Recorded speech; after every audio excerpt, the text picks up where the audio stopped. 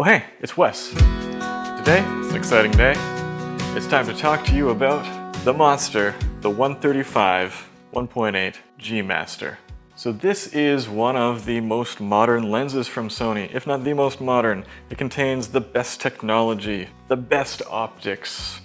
It's the best that they have to offer. They pulled out all the stops in making this. So, what does that get us?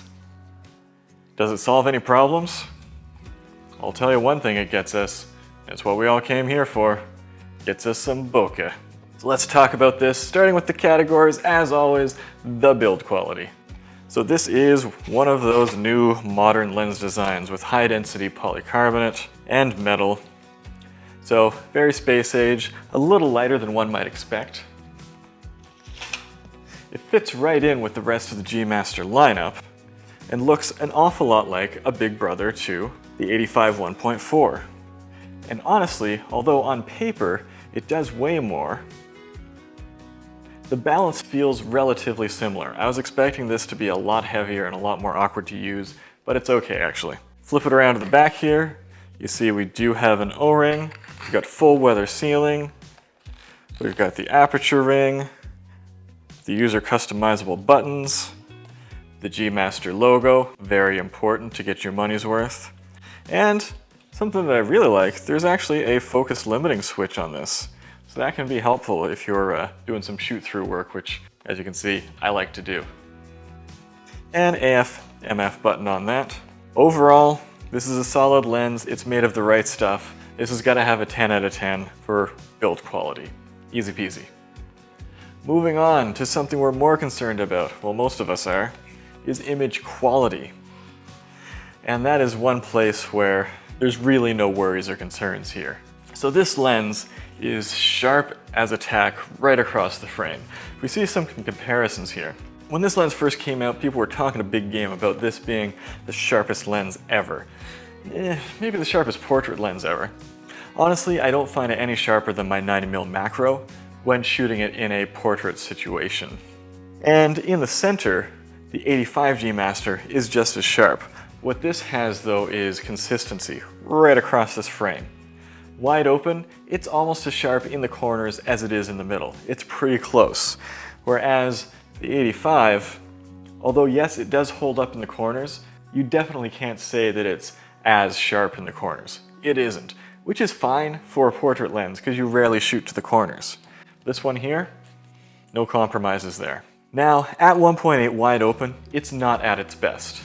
It's still very solid compared to pretty much any lens, but as soon as you stomp down just a little bit, you get the most out of it. Chromatic aberration? What chromatic aberration? I didn't really see any in the work that I had. I'm sure it must have some, but it is incredibly well controlled.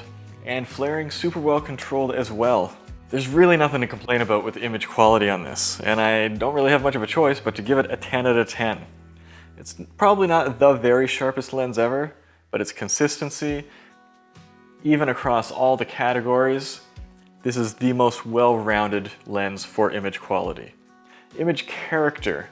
And this is where I'm going to get a little bit controversial, I'm afraid.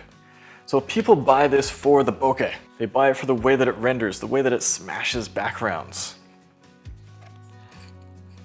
And I just want to remind you that this category is entirely subjective. You might have a different opinion. Got lots of image samples here. If you want to see more image samples, follow the link in the description where you can see some higher resolution stuff on my website. So simply, you can describe this lens as being sharp as a razor and smooth as butter. And there's really nothing in between when you're shooting it wide open. So the backgrounds are just perfectly smooth. The bokeh balls are very well controlled. There's actually way less footballing in the corners than there is on this lens and a lot of other wide aperture lenses. And overall, the rendering of the background has a very neutral character. Doesn't stand out, doesn't make too much of itself, it's just very pretty. But that being said, I don't much care for it. Yes, bokeh in and of itself can be great, but for me, some other lenses, such as the 85 1.4 and even the Zeiss 55 1.8, they have more pop. So this one can completely demolish your background and give you some beautiful, beautiful bokeh, but it doesn't make your subject pop the same way as some other lenses do. This lens is extremely clinical, extremely crisp and clear. When you try to have a lens flare or any sort of lighting effects, they come off as being very cool and plain. Whereas, say, on the 85-1.4, things can be very interesting and radiant. And when you're shooting at 1.4, and even all the way down to like 2.8, if you get it just right, your subject pops in a way that it just doesn't with the 135-1.8. And I shot a lot of stuff with this. So yes, it does create some beautiful rendering, but it is not my favorite with regards to character. So the most I can give this is an 8 out of 10. I feel like I'm actually being a little generous. Just my opinion though. Autofocus. And this is another place where this lens was sold big time when it came out. Instead of the old-fashioned circular drive motor that is in this old guy, we have the latest direct drive stuff from Sony. So what's that give us? It gives us fast, very snappy, precise focus. But I don't think it's as good as people have been saying it is. Yes, it is great, especially for a portrait lens, but I need to compare this right across the field of all the lenses, and it's not the best.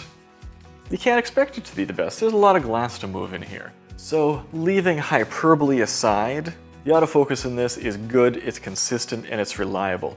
In very bright light, it is incredibly snappy, shockingly so. As soon as you get down to, say, normal room light, it starts to behave as you might expect a hefty portrait lens to. And then when you get into low light, yes, it gets a little bit slow, but unlike the 85-1.4, it doesn't hunt very much and it will lock focus even in low light.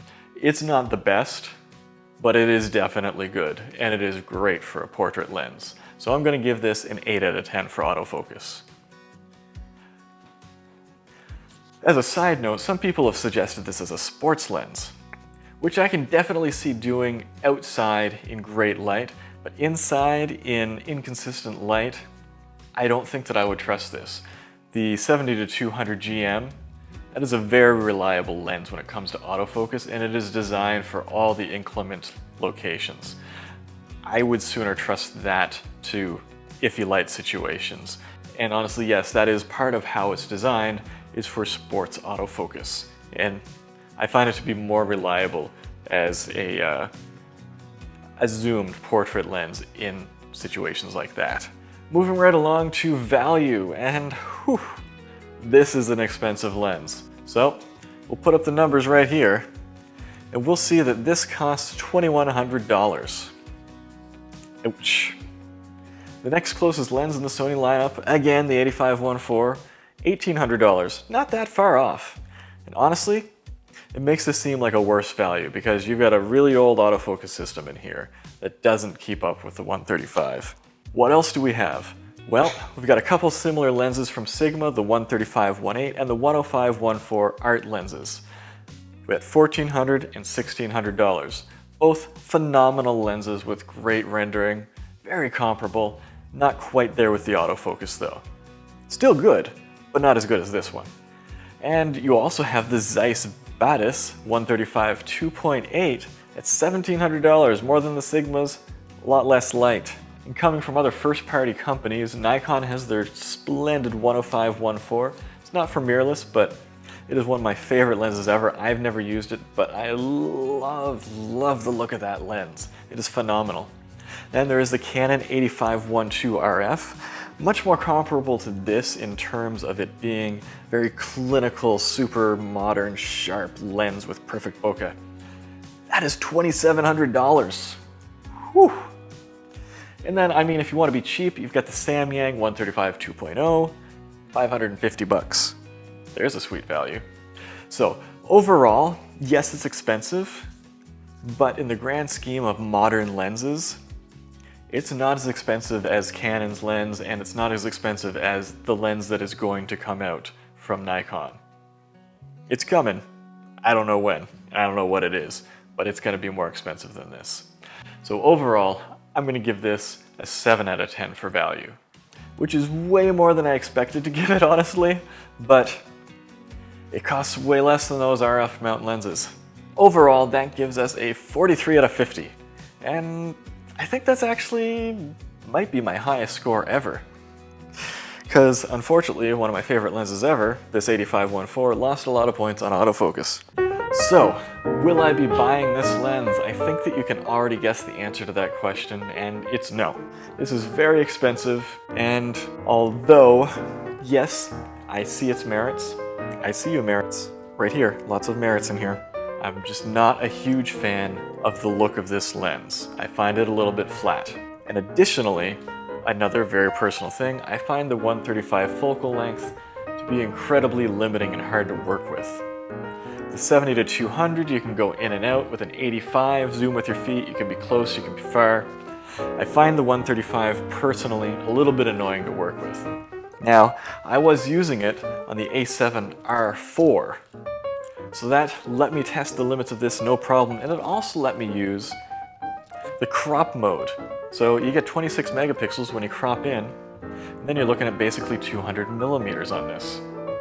So that was useful, especially during the wedding ceremonies. But that's a versatility that's not afforded to me on the A7 III and the A9, which I use more. We'll be talking more about this A7R4 real soon though.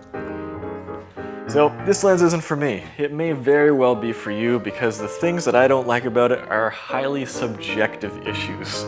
So let me know what you think about this lens. If you have any questions about it, leave me a question down in the comments below. If you want to buy one of these lenses, I'll have some links down in the description. So until next time, go take some delicious photos.